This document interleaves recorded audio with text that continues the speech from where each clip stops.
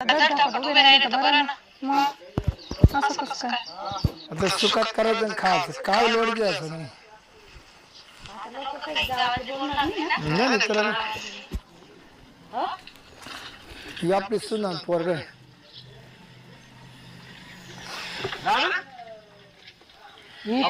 शोध राहिलो काय काय लावून घेतलं पाहुणे कोण आहे बायको किती दादा ओ अजून पाहुणे रावळे घरात बाकी अजून भाऊ 10 दिवस तर कसं तर दम मारेल आता काय सांगायचं आहे ते बरोबर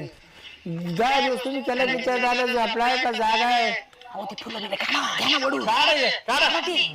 काय पटत तुम्हाला काय होती